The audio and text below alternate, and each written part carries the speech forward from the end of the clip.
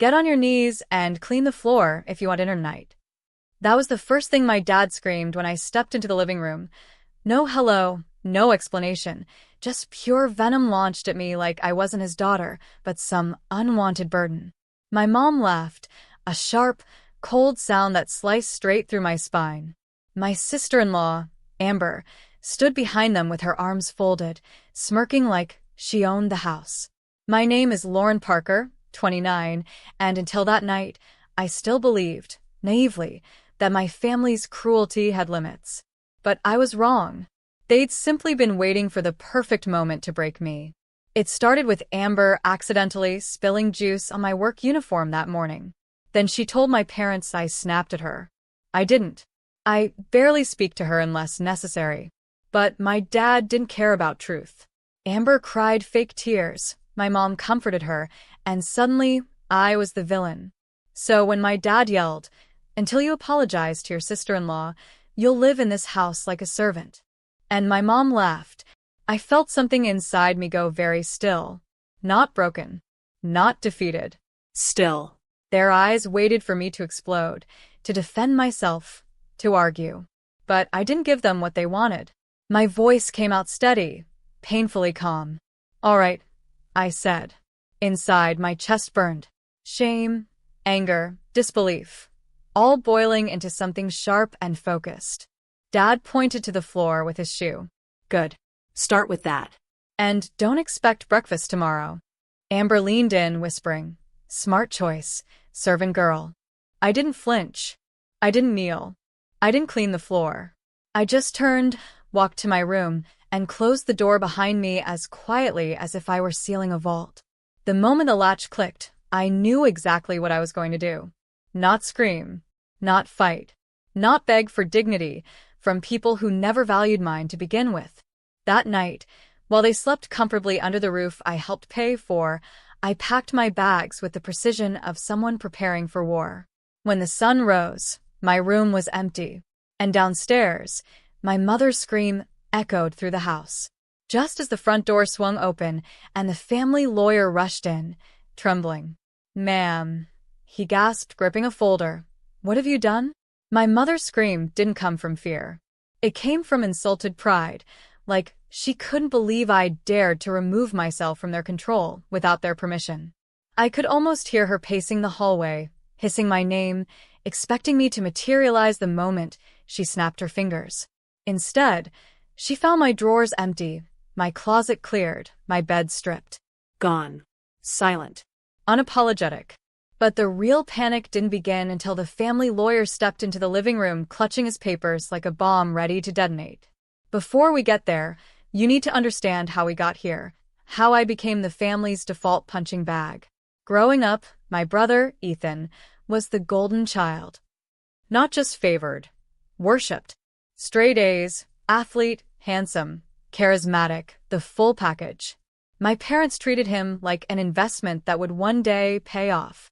I was the good daughter, but never good enough to shine next to him. When Ethan married Amber, the favoritism turned into a circus. She became their new queen. Her word, law. Her tears, divine. And somehow, I became the designated servant. It started subtle. Lauren, set the table. Lauren, iron Ethan's shirts. Lauren, watch their dog. But gradually, the commands sharpened, the tone hardened, the expectations ballooned until my life felt like an endless chore list written by people who never said thank you. Things escalated after I moved back home for a few months to save money. What was supposed to be temporary turned into a trap. Amber moved in just for a while, claiming renovations at her place, but mysteriously those renovations never ended. Suddenly, everything I touched was wrong. Every silence was disrespect. Every breath I took was attitude. But last night, that outburst, that command to live like a servant, that was the line. The final slap to whatever hope I still had. So, yes, I left. And while my parents were discovering my empty room, I was already miles away, sitting in a small diner booth with a cup of stale coffee and the first breath of freedom I had tasted in years. My overnight bag was beside me. My phone was powered off. I expected them to panic.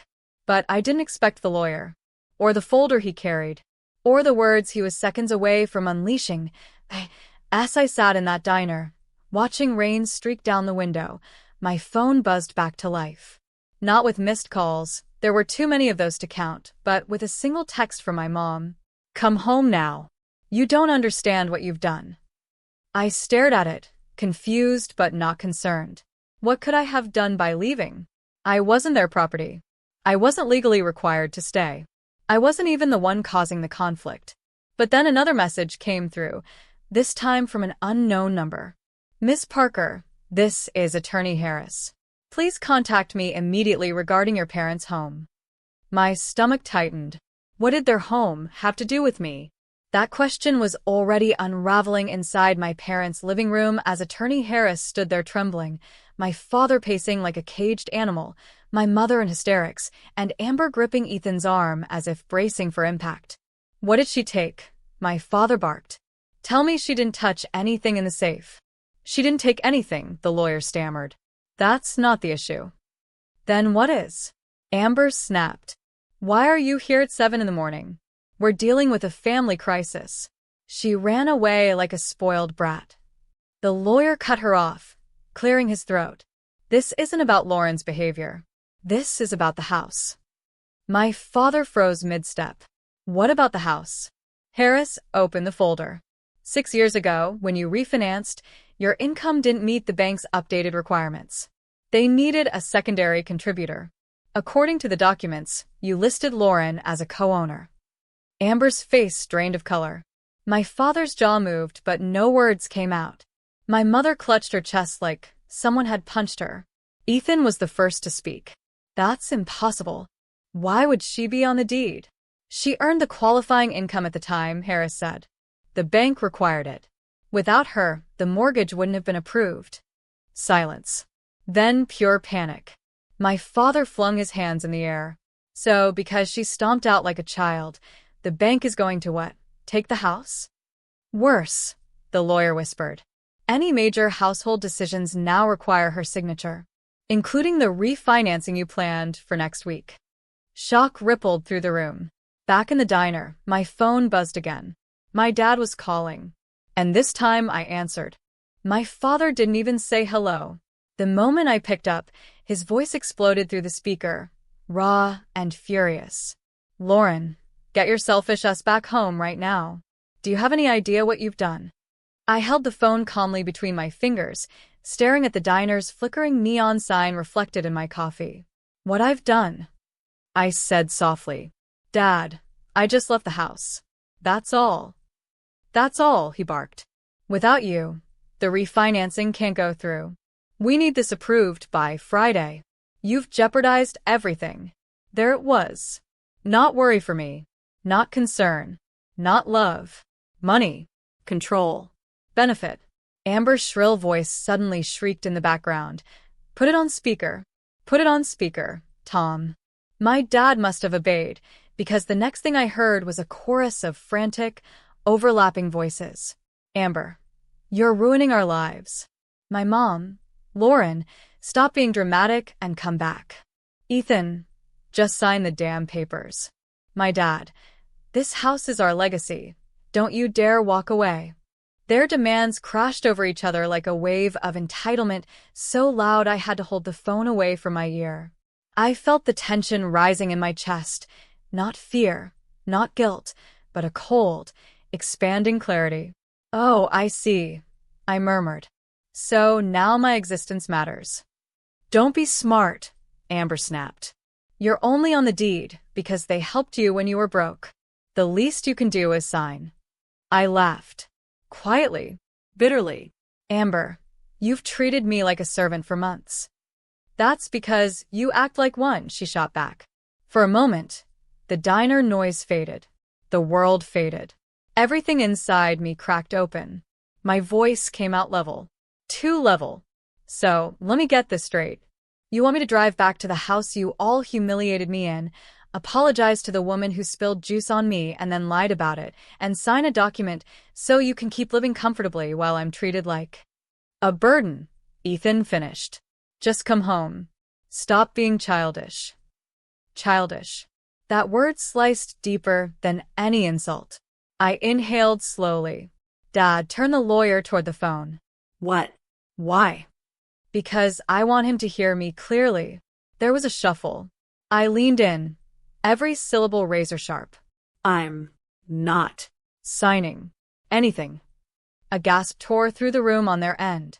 And then, the line went dead silent. The silence on the phone wasn't peaceful. It was violent, heavy, like everyone on the other end had suddenly forgotten how to breathe. Then my dad's voice returned, but this time it wasn't loud. It was low, controlled, dangerous. Lauren, he said, don't make a mistake you can't take back. I didn't respond. I just watched the steam rise from my fresh cup of coffee, feeling a strange calm settle inside me, like a storm pulling back right before it wipes out a city. Because for the first time in my life, their threats didn't move me.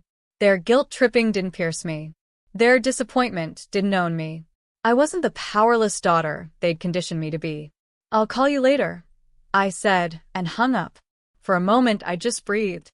My hands trembled, not from fear, but from the weight of freedom finally landing on my skin.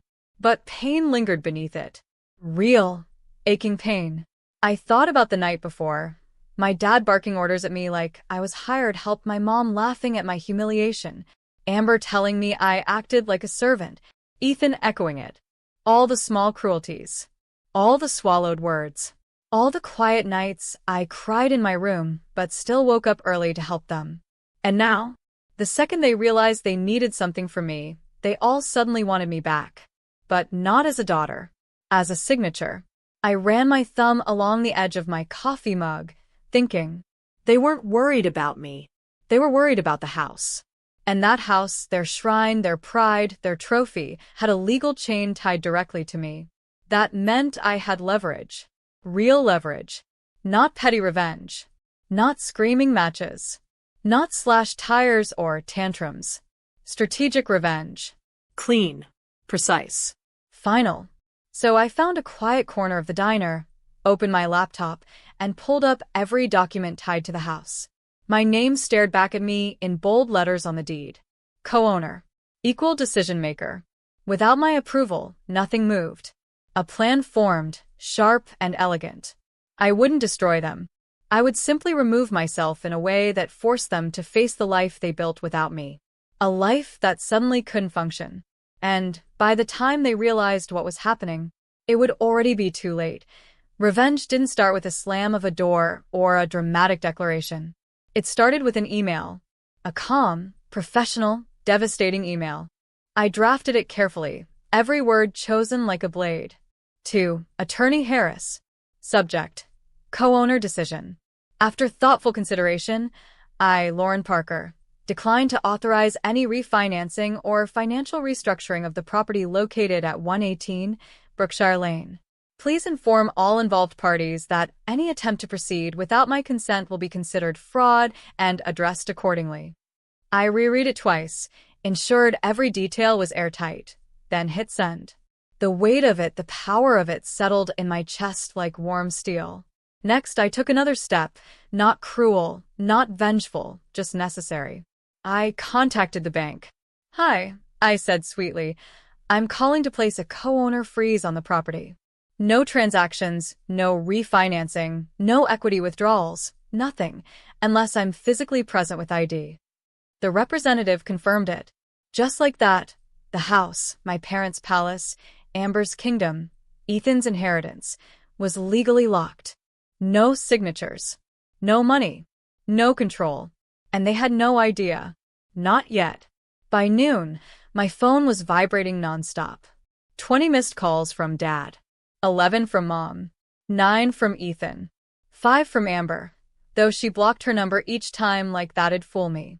I didn't answer a single one. Instead, I drove to my new temporary apartment, small, quiet mine. I set my bags down, opened the curtains, and let the sunlight wash the last pieces of guilt off me. Then the second phase of my plan began. I drafted another email, this time to the HOA. I will no longer be contributing to repairs, improvements, or shared costs until certain cohabitation violations are addressed. HOA violations. Amber's unauthorized residency. My parents' illegal subletting activity. Unreported occupancy changes. All of which they had ignored for years. All of which I suddenly had the authority to report. Within 30 minutes, the HOA replied, "Thank you for informing us. An immediate investigation will be initiated." Perfect. Then, just when I thought the day couldn't get more poetic, my phone buzzed again. This time with a video call. Dad. I almost declined it, but something told me to answer. His face appeared on screen, red, furious, sweating. "Lauren," he growled. "What did you do?" Behind him, Amber was crying. Ethan was yelling. My mom looked pale. I leaned back, expression calm. "Oh," I said softly. "We're just getting started." His eyes widened, and that's when someone knocked loudly on their door. The knock on their door echoed through the video call, sharp, official, unmistakable. My dad's head whipped toward the sound, his face tightening. "Who the hell is that?" He snapped at no one in particular. Behind him, Amber froze mid-sob. Ethan muttered, "No, no, no, no. This can't be happening," while my mom clutched the couch arm like she needed it to stay upright. Another knock. Louder. More insistent. "Open up." HOA compliance inspection. The color drained from Amber's face so fast it was almost impressive. My dad hissed, "Lauren, what did you do?" I tilted my head, keeping my voice maddeningly calm. "I didn't do anything. I just informed the HOA about the irregularities. You know, the illegal occupancy, the unregistered tenants, the misuse of the property. The usual." "You little," he started, but the front door burst open before he could finish. A pair of HOA officers stepped inside, clipboards ready, voices clipped and professional. "Mr. Parker, we've received credible reports of violations regarding unauthorized residence and unapproved property modifications. We need full access to the home." Amber panicked instantly. "Unauthorized? We're family." One officer raised an eyebrow. "Ma'am, according to records, you were never approved to live here. That's a direct violation of Section 4B. Ethan tried to intervene. "This is insane. You can't just—" "Step aside, sir," the officer said. "We've already issued a formal warning. Failure to comply could result in fines or legal action." My mom sputtered. "This must be a misunderstanding. Lauren is lying. She's trying to ruin us." The officer flipped a page. "Actually, Ms. Parker sent documentation with timestamps, dates, and signed statements. Everything checks out." Their heads snapped back toward the phone, toward me. Amber's voice was shrill. "Why would you do this to us?" I smiled faintly. "Because you told me to live like a servant. Because you laughed when I was humiliated. Because you only remembered my existence when you needed a signature." My dad lunged for the phone, face twisted with rage. "You think you're punishing us? You're punishing yourself. If the house goes under, you lose too." "No," I corrected quietly. I walked away. "You're the one still chained to it." Just then, one of the officers called out from down the hall. "Mr. Parker, can you come here? We found something concerning." The room fell silent. Even through the screen, I felt the shift. Something big. Something unexpected.